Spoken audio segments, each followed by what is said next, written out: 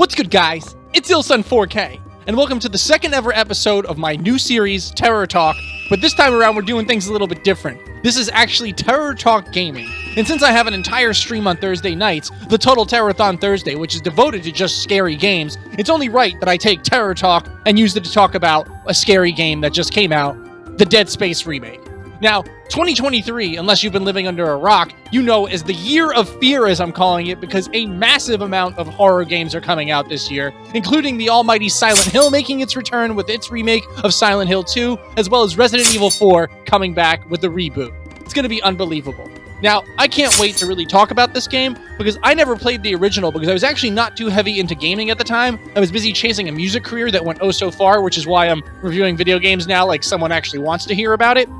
Funny, right? It's actually more sad. But moving onward, I'm really excited to talk about this game because it's a lot of fun, and it's also interesting to note that the team that made the original Dead Space recently broke off and made the Callisto Protocol, which is basically a poor man's version of this that I actually spent $70 on for the deluxe version and totally regret every last cent of it, despite it being a solid 6.5, 7 game.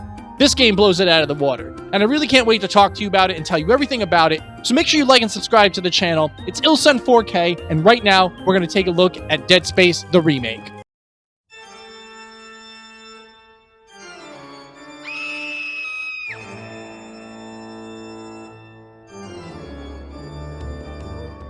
Okay, let's get right into it with the story. This story is your atypical, we are on a ship with some seriously nasty monsters and we are totally fucked if we don't find a way out of here. Which is fine, because you want to call it cliche, but Alien got it right in 1979 and there's no reason to fix it if it's not broken in my opinion. And as cliche as that is, it works. I mean, it works just fine here. They have their own little variant on it and there's nothing wrong with that, and again, it's actually executed in a really great way. Now, how it starts off is, you are one Isaac Clarke, sent as part of a repair team to go to repair a gigantic ship. And by a ship, I mean a gigantic, sprawling, Death Star-sized military ship. Yes, you and 5 other IT guys, 4 IT guys and 1 girl are going to fix whatever's wrong on this ship. Sounds like how they would try to handle things here on Earth in a skyscraper, but whatever, I thought we were in the future. Moving onward from there, it doesn't take long before you and your team realize you're going to need a little bit more than a Google search bar, your toolbox, and a laptop to fix whatever's wrong on this ship. Because as soon as you show up, you notice everybody's gone. And by everyone's gone, I mean not that you can't find them, I mean they are dead. There are bodies everywhere, and it's only a matter of time before you first encounter your first monster, which is one of the most scary things I've ever seen in a video game, ever in my life, and I've dated a very angry Latina woman to show you what I know about fear, okay? But as I was saying, the cool part is, this is actually a military ship, and the best part about it is, of course, the great weapons you will find to defend yourself against these monsters. More on those later. Now, with no time at all, and I mean no time at all, cliche incident of the ship that you rode in on getting destroyed and now being forced to use said infected ship as your only way home takes place. And of course, when this happens, you lose contact with 2 of your comrades, 1 of them die, and your 2 comrades that are alive are now giving you directions, saying they think they saw a monster somewhere, while you're forced to do things from God knows where and run into every single fucking monster possible, while your teammates tell you things like, well, I think I saw one that looked like this. He was like kind of like a KFC. It's like, motherfucker, I saw one that flies. I saw one that crawls. I saw one that's a baby that turns into a scorpion. I saw one with 6 heads that had a picture of me from my 5th grade birthday party on it. And you want me to run around this ship that's not even air conditioned and do crazy things like fix the tram, get the generators up and running, make sure I install the latest version of Google Chrome? My God. These people are in such safe spaces that I feel offended as a millennial that I wasn't invited to the gender-neutral safe space, okay? Because these people are not knowing a goddamn thing about what I'm doing, trying to get them off this ship, which of course is a cliche in any alien rescue film by the main character, so again, I can't be that mad, I'm just saying, come the fuck on. Got a goddamn Pokédex worth of these things by the time I'm done, and you saw one? Sorry, get a little excited sometimes. Gives me a PTSD of the restaurant industry, you know, people barking orders at you from some area while a bunch of monsters run around and you're supposed to fix everything.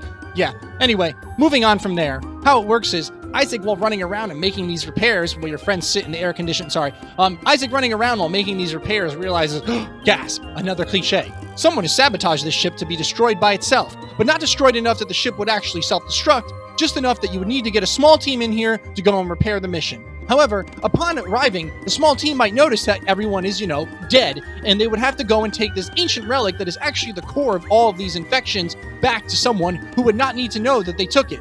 Or would they? This forces your teammate to start questioning the captain at hand with things such as, so how much did you know about this repair job? How come there's only 5 of us for a gigantic Death Star ship? Now, I can't tell you what happens because unfortunately I'm only on chapter 4 of this, but it starts making me wonder if the captain does know, or if he's just an innocent bystander, as this is just another routine job that you would have had anyway, minus the alien invasion, and it's very well done and executed, much like the whole story. I gotta be quite honest with you. As much as I'm making fun of the cliches of this, I'm only making fun of it because it actually is just every cliche you would expect, but it's done in such a way that's very tasteful and delightful to watch happen and makes you go, as much as it makes you go, ah, with the monsters that jump out. So again, I like the story, I like where it goes very far, it goes very deep, and it makes you wonder a lot of things about what could be and what isn't being, and also what the hell is going on. Again, I gotta say, story makes it very believable and very enjoyable, and everybody who plays this will absolutely love it.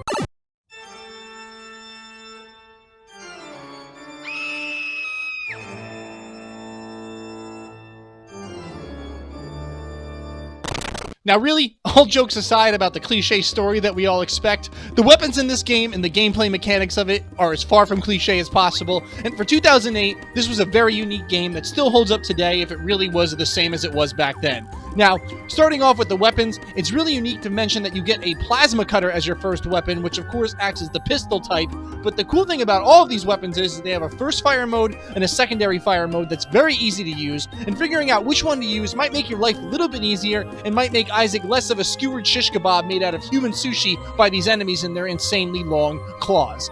Now, my favorite part about this is that the secondary and first fire mode of everything is completely different from what the gun does in the first place. Starting off with the Plasma Cutter, it does something pretty basic and fires 3 bullets vertically or 3 bullets horizontally. However, after that, you come across a rifle that has a first fire mode of being a machine gun type, so to speak, but after that, it actually allows you the ability to fire a proximity mine that explodes and takes out hordes of enemies at once, or at least does enough damage to them that it takes out most of them and leaves the secondary enemies damaged enough that you can stomp them out. And that's really important because these enemies are very unique in the sense that you can't kill them by just shooting them in the head.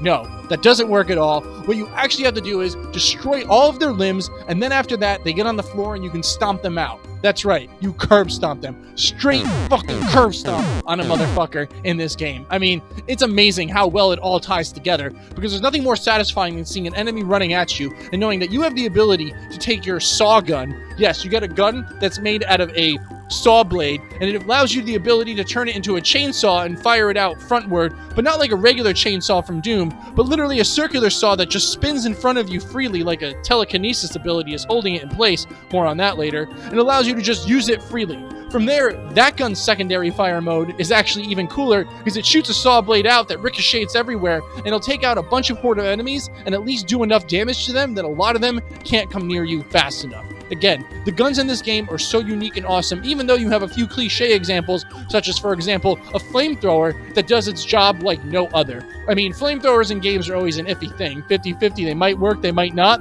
In this game, it 100% works. I'm talking 4 or 5 enemies can be coming at you down a hallway, and you just light them on fire, and they go up like kerosene rags. I mean, they just look like burning enemies out of a horror movie from the flames of hell, and it's so satisfying when they finally drop to the ground, because it's one of the few guns that you don't need to stomp the enemies out in. And speaking of the enemies, when it comes to these enemies, they look absolutely horrifying. Like, they literally look like, I don't know if you've ever left a pork chop out to go bad and it turns that weird gray color. Well, picture that, but if it grew like 7 feet tall and looked like a half demon, half human, demonically possessed affair that has like gigantic chopstick for hands and can skewer you in your face. And then there's like this one that crawls in the ground that looks like a pork chop that, you know, has like a stinger tail, but not really. It's like a mutated stinger tail, and it only has 2 front arms to crawl around on, but it can still jump at you like a goddamn tiger. Going from there, there's this little baby that looks like it ate the pork chop and can actually grow 3 scorpion tails and shoot spikes at you, as you heard me mention before. And lastly, in terms of what I've seen so far, there's this weird bat-like creature that can bite a dead human body and turn it into said 7-foot-tall pork chopstick hand thing. It's all very, very scary and terrifying, because you know, just like any good scary game, these things don't just show up in front of you. They pop out of vents, they come out of the ground, sometimes they just fall, sometimes the human's on the ground and then it mutates into one of these things. I mean, the whole entire enemy thing is absolutely terrifying. I mean, I don't even know where to start with it. Like I said, I just never will look at a stale pork chop the same way ever again without lighting it on fire with a flamethrower, just out of sheer PTSD from this game. So, in addition to some really cool weapons in this game, you actually get 2 unique abilities that allow you to fight enemies and traverse the landscape that you'll need to actually survive and traverse the landscape that we'll talk about right now.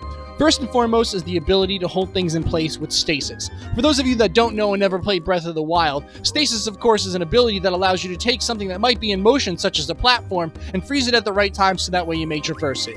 But the really cool part about this game is you can actually use stasis to freeze an enemy in place and get a bunch of shots in unharmed and undamaged, and actually walk right up to them if you're out of ammo and punch and kick them until they do die and drop on the ground. Now, this is really important because the only way to get ammo back if you don't have any is through enemies which drop items when you die. And one of those items that they will drop is a stasis recharge pack, which matters because stasis only allows 3 uses before you either have to find a stasis recharge station or you find a stasis pack from a stomped enemy or somewhere around the level inside of a locker or a drawer or other things where you would find it.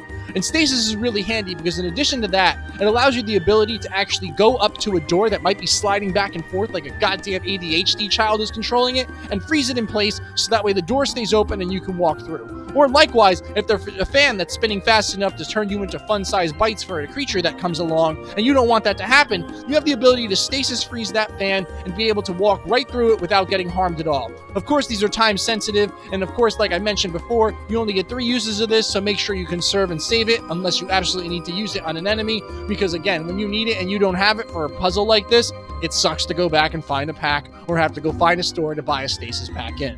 Now, after this, there's a really cool ability that allows magnetizing. Yes, it allows you to pick up anything that is metal and throw it at enemies. And when I say anything, I mean anything from an explosive barrel to a stasis barrel, which is essentially a stasis attack inside of a barrel, to an office stapler that you could throw at someone's head, as well as office furniture. All of this comes in handy when you run out of ammo, and the only thing you have next to you is literally something that's from an office space chair.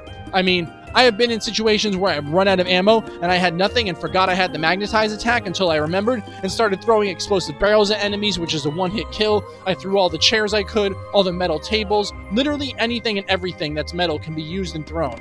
But the cool part is, as far as traversing the landscape with this ability, the metal ability allows you to grab something such as a platform that might be far away and pull it towards you, or allow a switch that you can't reach to be activated by pulling it and going up and down on the control stick. It's all very cool, and actually you have the ability to move gigantic generators later on in the game, which allow you to turn on the gigantic power source device that you need to figure out, of course, and make that happen. I'm really a big fan of how these two are used both as a defense mechanism and as well as a gameplay mechanic because, again, it's smooth as butter, and the fact this is something from 2008 is really, really impressive at how well they use this for the time being. Again, you need these abilities and they totally help you out 100% both on offense and defense. So now that we've talked about the cool abilities you can get and the cool guns you can get, it's time to talk about the stores where you can buy the ammunition and the health packs for this and how that all works. So first you have stores and then you have upgrade stations, and we'll talk about the store first. How the store works is this is where you go to buy your health packs, to buy your ammo, to buy your stasis packs, to buy upgrades for your suit, so on and so forth, and allows you the ability to actually walk around the levels and find schematics that allow you to buy health packs that give you more health, ammo that gives you more ammo per charge, etc., etc. Of course, these items cost more than regular versions of it, such as the medium health pack costing more than the small health pack. But the really cool thing is how you pay for all of this with a currency that's so unimaginative in name, it's unbelievable. Yes, you just buy things with something called credits. Yes, they just have credits. That's what it's called. Not anything else, not cryptocurrency, just credits. Second off, we have this thing called an upgrade station. Now, the upgrade station is where things get a little interesting because it uses a different currency that's called nodes, which is a little more imaginative. And nodes are a little bit more scarce to find than, say, the credits. You can actually go to the store and buy a node for 10,000 credits, which is a lot of credits, to be quite honest with you, in this game, and buy a node. But it's better to find them as they are really, really hard to find, and 10,000 credits is a lot of credits. So you take a node and you decide to upgrade something such as your suit or one of your guns. Any of the guns can be upgraded. And it's rather interesting because the upgrades don't allow you to just pick one schematic about things and upgrade it and that's it and nothing else. For example, when you go to upgrade the suit, you can upgrade your health right away. That's the first thing. And then you can only move one space over, and that next space might not be a health upgrade. It might allow you to have more oxygen in the zero gravity vacuum areas. It might have the ability to let you take more damage in the armor sense. It's rather interesting and unique the way it allows you to have to build the suit intricately. The same thing goes for weapons. You can buy a weapon upgrade that does more damage, and then you can buy one next to it that might not do more damage, but instead actually only does quicker reload time or more ammo capacity or range or things like that. It's all really, really cool, especially because with the suit, you have the ability to upgrade your stasis zone and make it so that way you can cover more area with the stasis than otherwise. I think it's really well done and well thought out for a 2008 game to have such a unique and intricate upgrade system that's separated from the actual storefront instead of kind of being lazy about it and making it so that way it's one size fits all. Now lastly, in terms of gameplay mechanics, we're going to talk about the rooms with zero gravity and no oxygen. Now, when I say zero gravity, I mean just what you're thinking. You literally traverse like you're in space. And rather than give you just the ability to swim around like an idiot, they actually give you little rocket boosters on your boots that allow you to fly around the room and go literally from top to bottom and all the way around and have a great time just floating through space. That is until you're floating through space peacefully and all of a sudden you see one of those scorpion pork chop monsters coming your way and you pull out your gun, and it's a little bit more difficult to shoot in zero gravity, but not impossible as you would expect.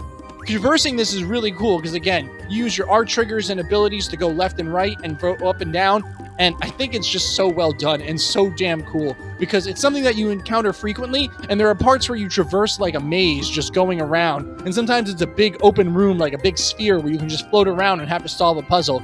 But the stressful part about this is most of the time these rooms come with an oxygen problem, meaning there's no oxygen in there, and it's known as vacuum in the game, as it would be known in real life if you were an astronaut. The coolest part about it, again, is the fact that there's actually oxygen stations around where you can refill your tanks. In addition to that, when you upgrade your suit at the upgrade station, you have the ability to actually upgrade your air tank time as well. And trust me, you're going to need it because not always are you going to be near one of those stations that allows your oxygen to get refilled right away. It's all very well done and very seamless and very spacey-like to have in the game and almost necessary without even thinking about it until you actually have to do it. The way you can traverse and do everything is just so fluid and well pulled off that I can only imagine what this must have been like in 2008 when it first came out, and people hadn't really experienced something this much fun in terms of that. Again, totally a huge fan of it.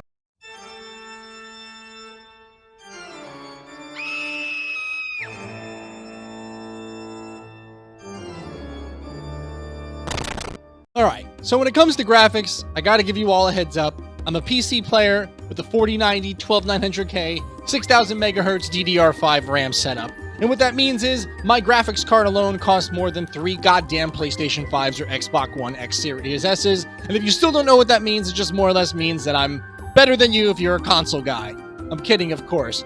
But seriously, 60 frames per second, 4K, guys, don't look for my opinion, because my computer runs this thing at like 200 frames per second in 4K Ultra mode, so everything just looks stunning to me. Jokes aside, of course, this game is very good looking. Now, this game came from an era when everyone was really obsessed with the colors gray, green, orange, and like red, and all in the puke shade colors of those, giving you a real depressing vibe. But the ability of what the technology has today took all of that and completely made it so that way it's absolutely gorgeous, despite the fact it's still very dark and ominous. Walking down corridors sometimes feels claustrophobic, but sometimes the lighting affairs of real natural light make it just look gorgeous and beautiful. There are times when you're traversing these corridors and these gigantic boiler rooms or these industrial areas where it looks and feels very claustrophobic until you look up and look around and see the grand scale of the room and how gorgeous everything really looks. The fog rolling in, the heavy machinery swinging about. When you go around and turn something on that's, for example, a gigantic animatronic arm, the way it swings fluidly through the air and just looks so seamless and beautiful. It's all very well done, again, for being something that's supposed to be dark and gloomy. Now, another thing that's really neat about this is, speaking of the lighting in a horror game is pretty much 88% of the experience. The really fun part about this is, there are times when you'll traverse a very well-lit area and get to the power box, and for it to work, you have to take the power from the room that you're in and traverse it to the room that you need to go to so you could power a door or an elevator or something like that. And now the rooms that you just came through that were beautifully well lit are completely pitch black, and the only thing you have is the light of your flashlight on your gun and the fact that sometimes you can hear the enemies bursting in, but you really can't see them. And it's all very, very well done and absolutely terrifying. Because again, to be walking through a room that you were just comfortable in, that was completely well lit, only to have all the lights completely shut off, and you hear the sound of a vent breaking, meaning that something's in the room with you. Again, the lighting is everything here, and the lighting effects are fantastically well done, and absolutely add to the ominous, scary affair, because without it, this game might not be nearly as scary. Now, the graphics for the enemies and their attacks is just fantastic. I mean, these things are so heavily textured and wonderful looking that they're as wonderful to look at as they are scary. There's actually one that I didn't talk about before that's kind of like a flying bat-like creature, and what it does is it actually bites a human and turns them into a monster right in front of you. And the animation and the effects of that is fantastic. I'm talking, it's completely fluid and gorgeous-looking transformation as it turns from a dead body into one of those 7-foot-tall pork chops with chopstick hands in front of you type of affairs. But the really cool part is, when it comes to those 7-foot-tall pork chop chopstick motherfuckers, there's actually one that shoots venom at you, and the other one does not. The one that doesn't is more of the grayish color looking one, whereas the other one that isn't is more of a brownish color with the ability to have a gigantic vein running down it, and it's just so easy to differentiate which one is which, as even the head structure is a little bit different. Once you really get up to these enemies after you've killed them and look them over and how pretty they are, it's like, wow, they put a lot of effort into this. And these enemies absolutely have the most wonderful animations, as you just heard me ranting about. Everything they do, from the way they walk to the way they attack, to the way the little demon Sphinx baby shoots the scorpion tails at you and runs around, is just incredibly well done.